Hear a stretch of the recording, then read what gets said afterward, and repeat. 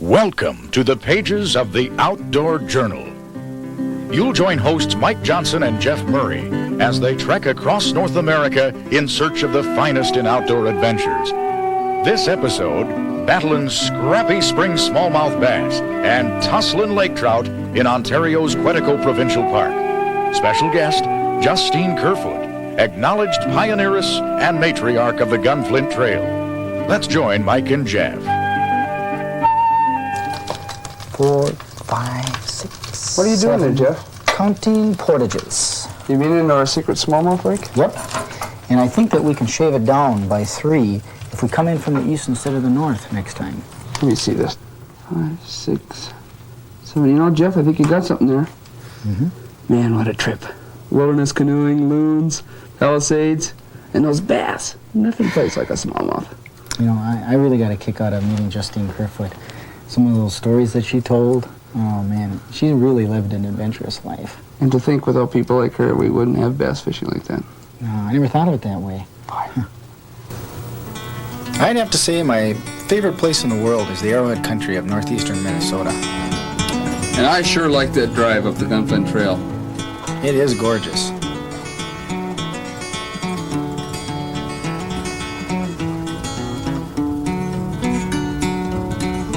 Bruce sure has a nice place on the Gunflint Lake. Pretty lake, too. Oh yeah, and there's Mike Hill. He knows the waters well. Boy, he was a good guy. Boy, remember how windy it was? I can't believe it. It was so calm and clear before we got there. I'm glad we didn't have to paddle the whole way.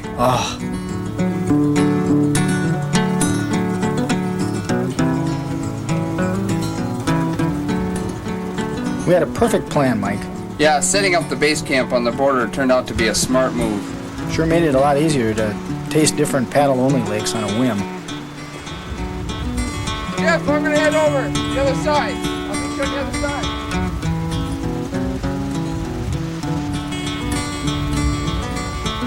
Boy, she was windy on that lake. Those are some of the biggest waves I've seen in quite a while.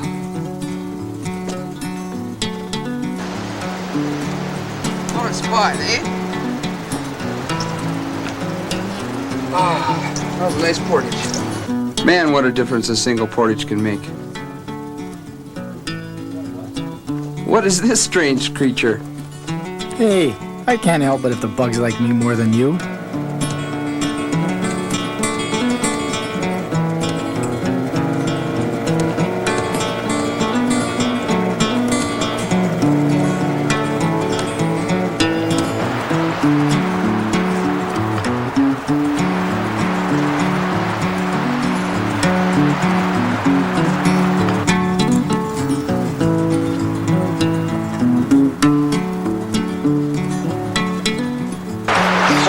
Extra hot air for me?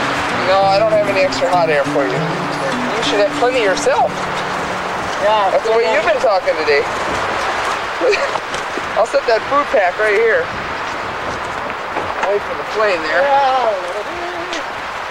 What is it, about 3 in the afternoon, Jeff? Let's see. 2:45, not bad. Okay, well, a couple hours we can fire up some chow, huh?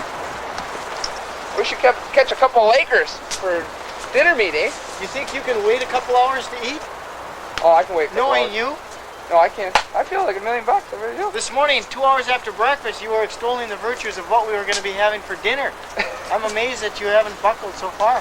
Oh, I'm holding out pretty good. While you were chasing after that imaginary bear with your new telephoto lens, Mike and I snuck off to one of his favorite log jams. Oh. Yeah, ooh, yeah. A little action there. Ready to jump in. Like a young male. Yeah. Looks that way. Got him. All right.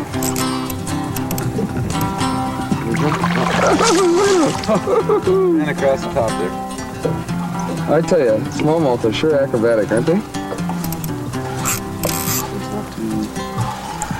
Not too big. Yeah, he's got it sideways in his mouth. He just came at it sideways.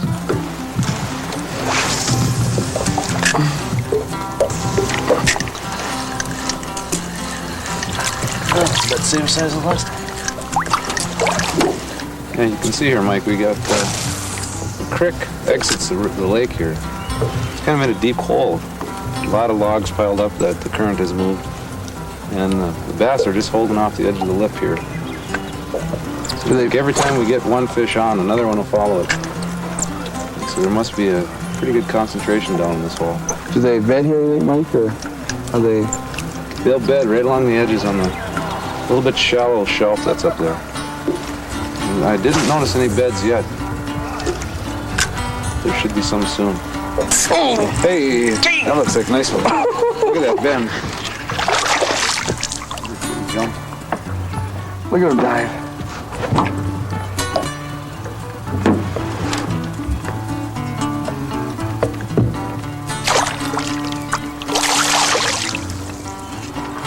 Feisty little one, isn't he? Gotcha.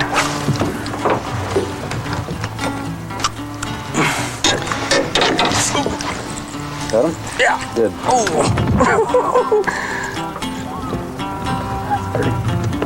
The water's so clear, you can see him. So nice.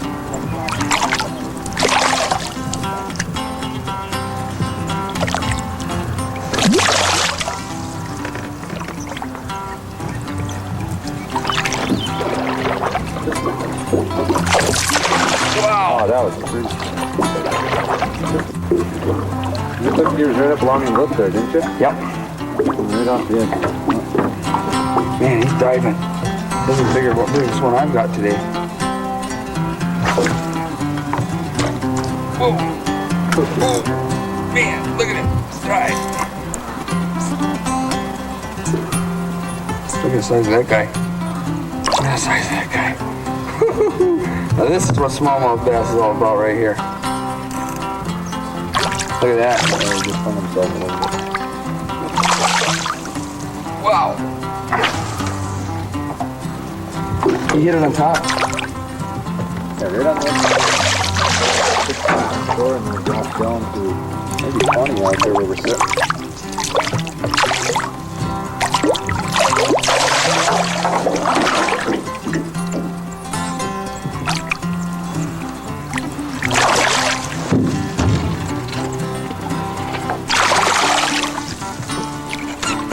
He's lovely. He's not giving up, is he? Ooh, he just hooked to the top of the head.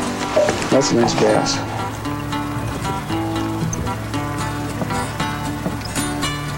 Oh, that's a 2-pounder. That's a 2-pounder. Look at his tail. Just beat up, Mike. Same type of thing, yeah.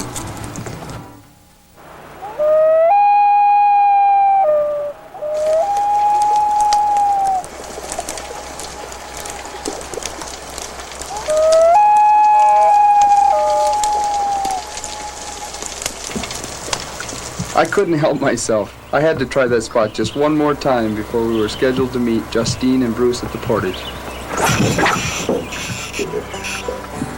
Yeah! Yeah! Nice. Go to town, sweetie. That's a good way to start the morning off.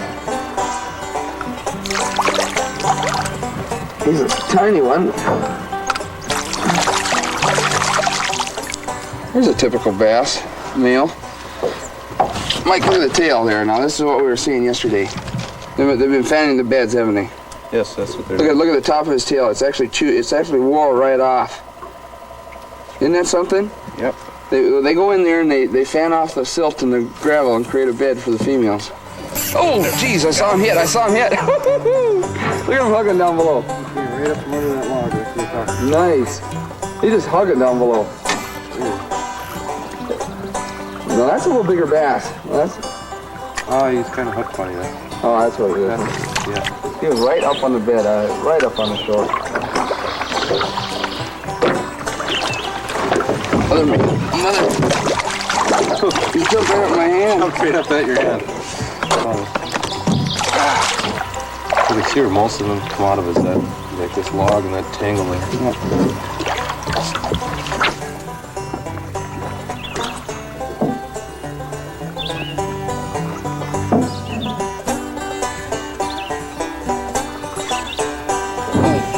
Yeah.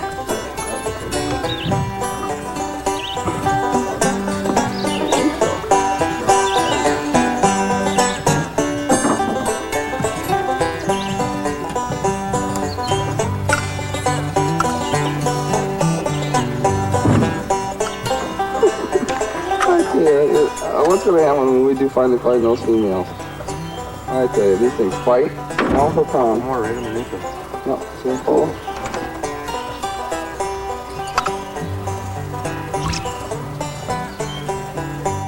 Yeah, we haven't even played. Oh, there we are.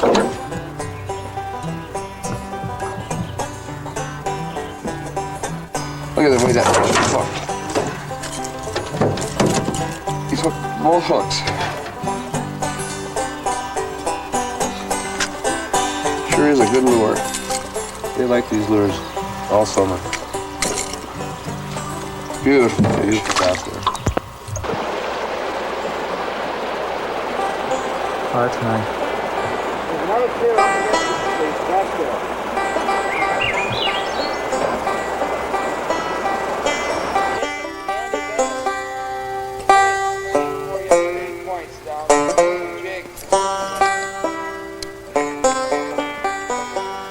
Well, Justine and Bruce ought to be coming down the portage here anytime.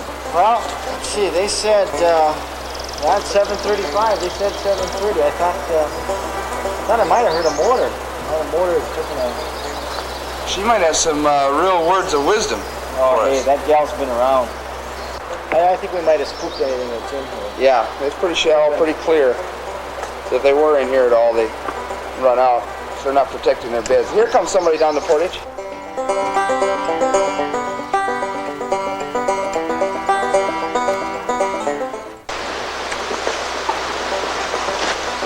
How you doing today? Good, how are you doing?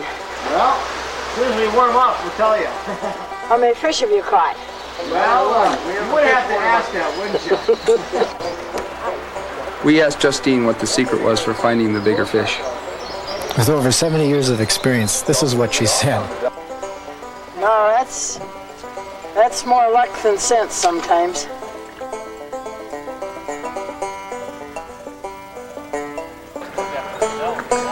Well, they talked me into trolling for lake trout with them on our way back to camp instead of zipping straight across the lake. You know, Jeff, that's what I really like about the BWCA. There's so many kinds of fish to go after in those lakes. Absolutely. As a matter of fact, while we were eating our breakfast, the Kerfoots hit a double in the bay right next to camp.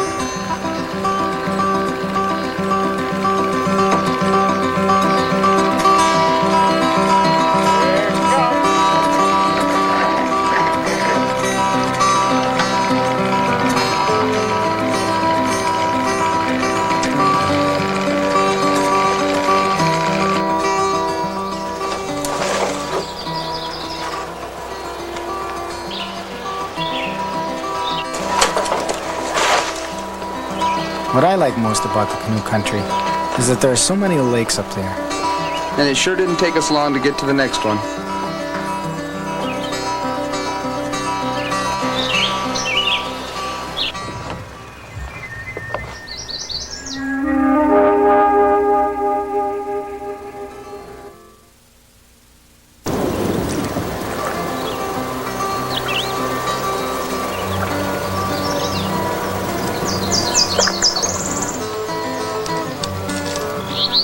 Well, we get up a little bit further, we'll get into some of the best territory.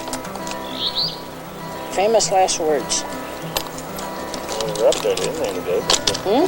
So it's still some of the normally the best. Yeah, I think you're right.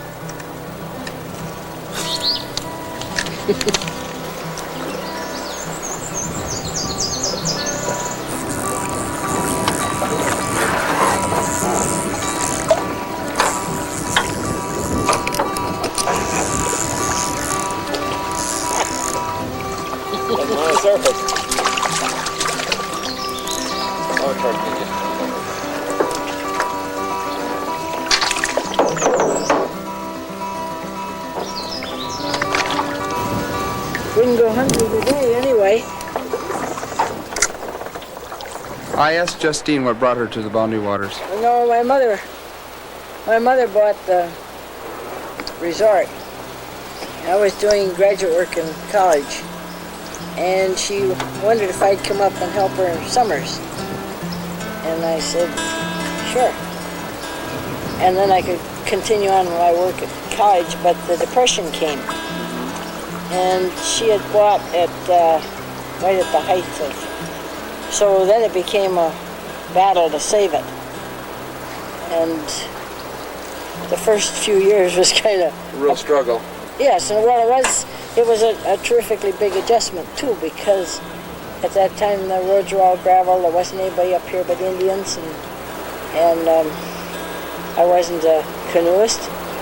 And when you transplant yourself from a college Setting, yeah. setting and Evanston, the city, and put yourself in the wilderness, it was quite an adjustment. And then I learned to paddle, and then we were so damn hard up, I learned to guide, and I used to do 16 portages, 25 miles. Why? Going from Gunflint to Sag and back day after day. And those weren't light canoe days either. No, they weren't. They were canvas canoes. And I used to think, geez, there's an easier way to earn a living than this. Yeah. But then you toughen into it finally. And you also become adapted to the country, and you get so you love it. You know, Mike, without the efforts of pioneers like Justine, I'm convinced canoe country would be little more than picturesque palisades and stately pines. Oh, they didn't used to restock fish, and when I first came up, I'd go to town with our little pickup, and they'd bring the fry as far as Grand Marais, and then I'd haul it up in milk cans, and I knew every damn spring hole between Grand Marais and Gunflint, and I'd have to stop and refurbish. You know, when you first started here, most of these lakes just had basically lake trout, maybe a few northerns. Lake trout and northerns, and that's all they had. Yeah. In Gunflint and all of these immediate border lakes, they were called landlocked salmon. Right, And right. they were pink as they could be. All the restocking was done with A different strain, Lake I think. Superior. Oh, yeah? Redfin strain or? Just Cisco or regular whatever. Yeah. Lake Superior lake trout at the time. The difference between the Lake Superior trout and our trout was they were fattier. And then the other introduction was bass. Yeah, now what is the story in here? I hear about the railroads and the cans of the bass net. What's the real story on how these smallies got in here? You see, everything is connected with everything else. That's right. That's how. And you take, for instance, in Gunflint, we've got bass in Gunflint too, but they stocked Loon Lake. Loon Lake runs into Gunflint. Oh, yes. And once you stock, everything is connected up here. Although Justine had to leave, I could still sense her presence in the sights and sounds around us. Couldn't even stick a hook.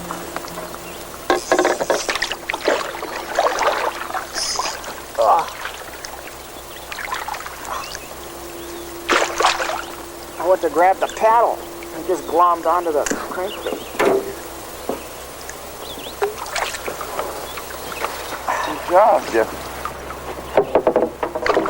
He did it himself. Oh, come on. You can't be that strong. You're not that big.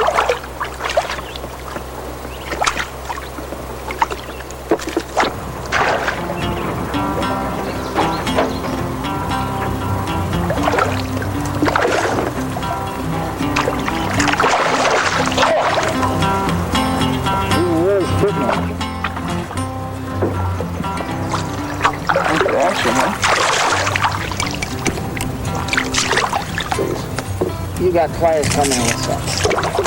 There you go. All right.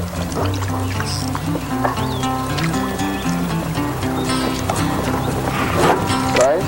No. Strap.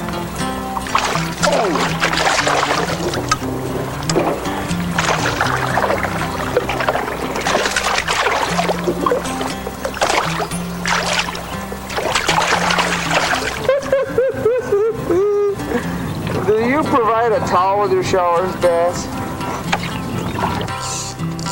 Oh, there's a nice bass. Oh, this is what we're gonna get into now. This is what it's. Makes that weight worth off. All right, big net. Big enough for a net. Yeah, definitely bigger than what we've been getting. Yeah. Nothing in the trophy pot. I think that's a female over there that's just nudging the crankbait. Oh. That's a nice one, Mike. How's he feel? He's pretty tuckered out. He's been fighting pretty hard. Oh, he got a little splash there. Come on in, buddy. Woo-hoo. Little hot, little hot. Yeah. Little hot. Ah. Yeah. Well, this is the end of a nice fine day, eh, Jeff? Yeah, I'll say that I still wish we would have gotten here about 3 days later. It's either a week too late or a week too early. Isn't that the way it is? Still pretty nice when you catch 30, 35 bass in the morning. Yeah, it is. You know what? My wrists are actually starting to tighten up. it's been a nice trip. It really is. has. Well, boy, this is the last one for the day. We'll see you later. You kiss your wife like that? Sure. That poor bass. I can't believe you really kissed that bass. Oh boy, it's gonna be tough to live that one down. I guess it was a little bit longer trip than you were accustomed to. But I'll get used to it. But more of the bass.